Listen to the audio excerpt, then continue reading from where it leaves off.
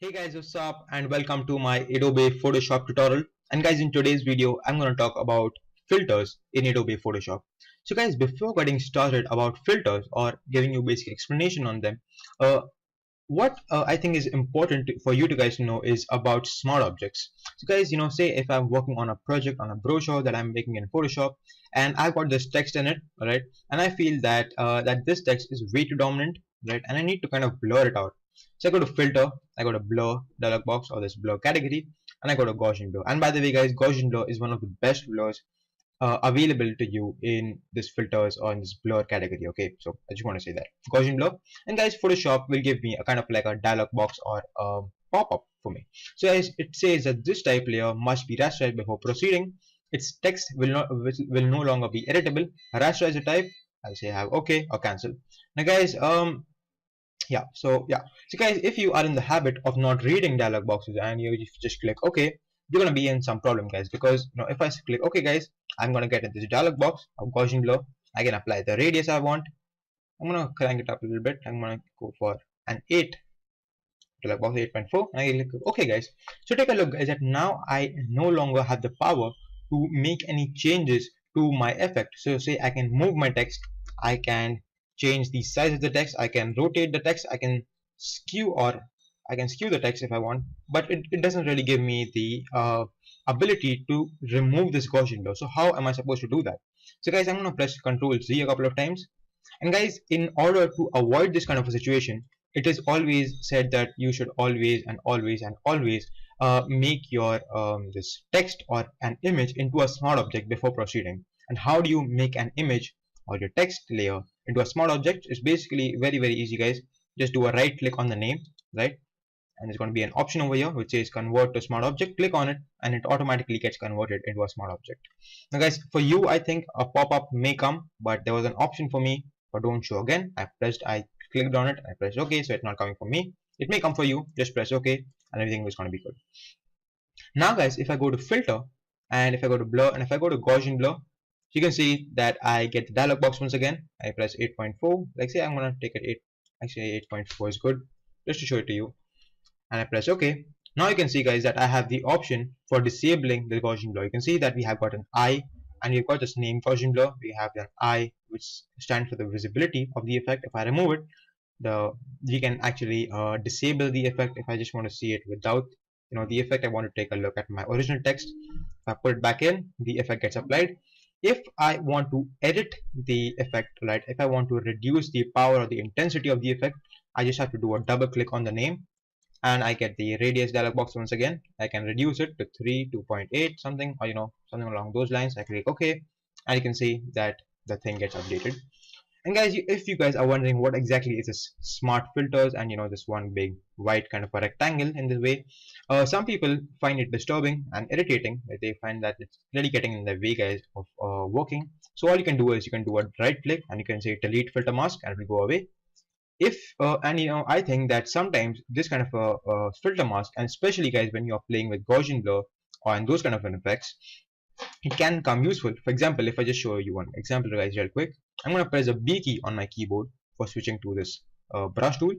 And guys, if I just drag one stroke of with a black color, you can see that a particular part of the whole text, guys, becomes visible and the rest part doesn't. So sometimes when you're trying to create some good interesting effects, this smart filters or the mask of the smart filter can really be useful. Okay, so yeah, this was my basic explanation for smart filters. And yeah, guys, the one more very good thing about this thing is, like, say if you want to completely change the text, okay, like say like right now I've got TS style.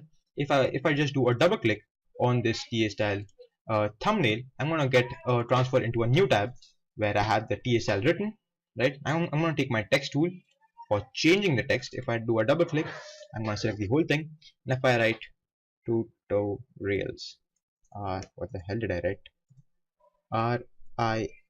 RIIALS, yeah, tutorials. If I close a tab, it's gonna ask me whether you want to save changes to the TS style PSB. If you take a no, then the changes won't be made. If you take a yes, you can see that the TS style gets changed to automatically to tutorials. So you can see, guys, that the smart filters or this convert to smart object tool can be really useful when you're working with filters, right? and that is some knowledge that you should really have. So I already know that I didn't really talk about filters for the first 5 minutes, but this explanation was really important for the beginners. Okay, so now guys, let's get started with the topic of filters and just jump into all different kind of effects. Okay guys, I'm gonna minimize and close this thing, and let's guys continue with the project that you are making. And yeah guys, for those people who are joining me from this tutorial, and if you are wondering what exactly is this project, you can take a look at my previous tutorial or my part 14th tutorial, and you'll get a link for these images and you can work along with me. So guys, we had left this image right now over here. So guys, in composing world, I had always told you to make a background copy. So this is a copy guys. Now go to select this, first change it to a smart object, convert a smart object, convert it to smart object, filter, and this time guys, instead of changing or choosing colors or filters individually, what I'm going to do is I'm going to go to this thing which says filter gallery. If you click on it guys, I think that this is like one of the very cool things in Photoshop. Okay, what exactly it is that it's kind of like a gallery guys that gives me a preview option, okay, for all different kind of effects that I have in this image. And wait a second, which exactly am I working with? Okay, fine, I'm working with the undone one. All right, so guys, in this left hand side guys, you have a big preview option, right, which you can work with. Actually, I'm going to do a cancel, then I'm going to select the filter gallery once again. Yeah, so say on the left hand side guys, you have the option of previewing all your images. Okay, you have the plus and the minus keys over here.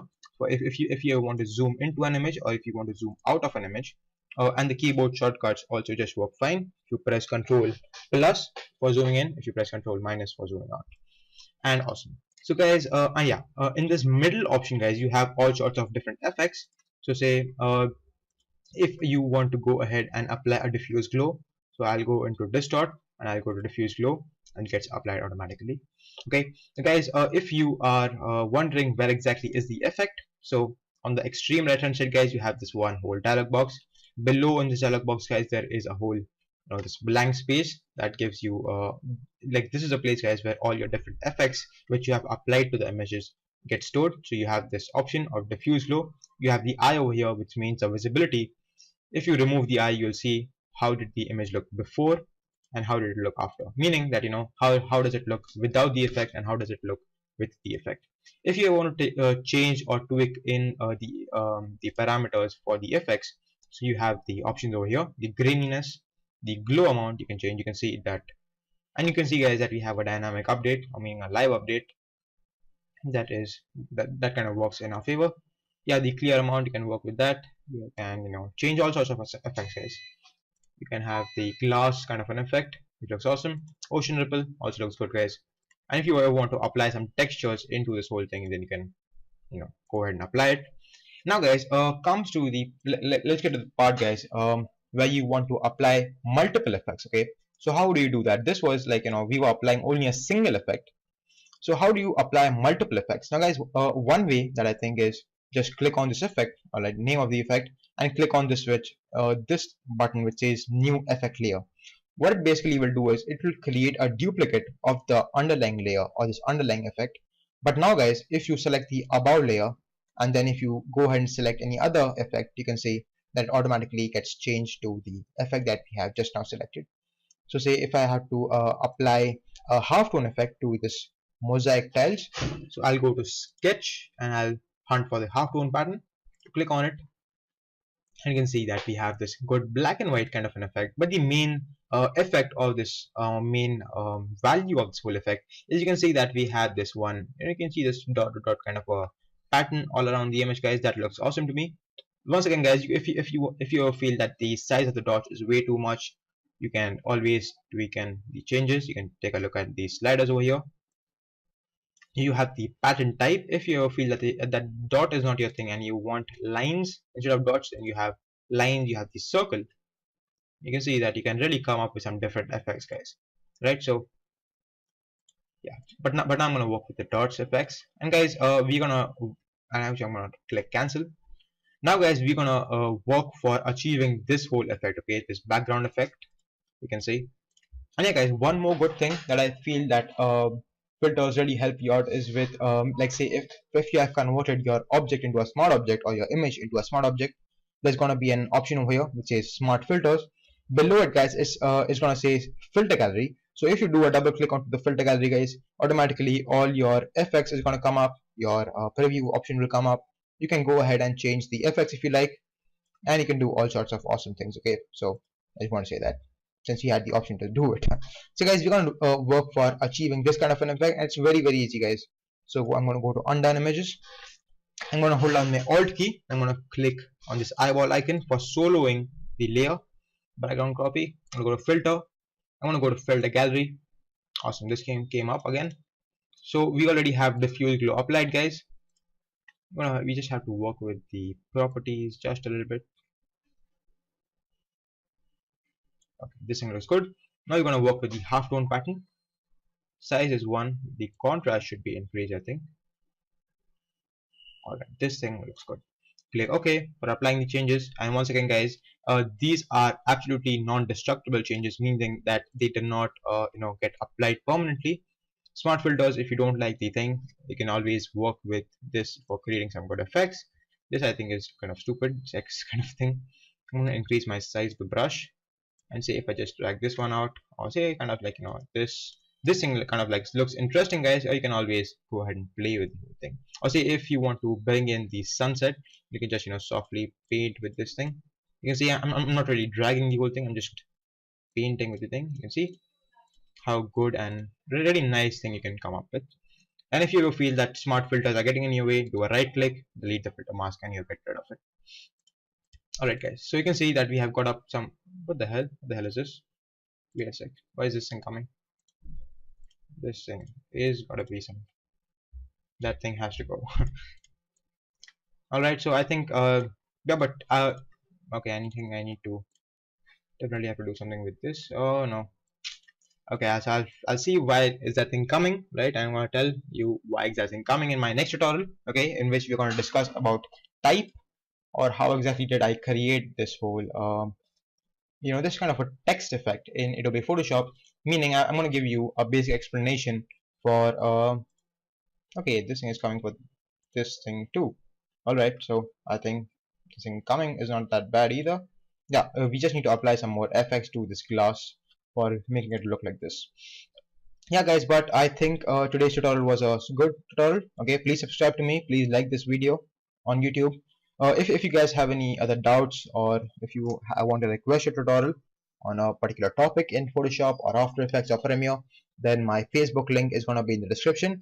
Go ahead, add me, guys, if you want to add me. Leave me a message if you want to, and I'll make sure that I help you out, or I make your tutorial video. Okay, so thank you for watching this video, guys. Please subscribe, please like this video, and thank you, guys.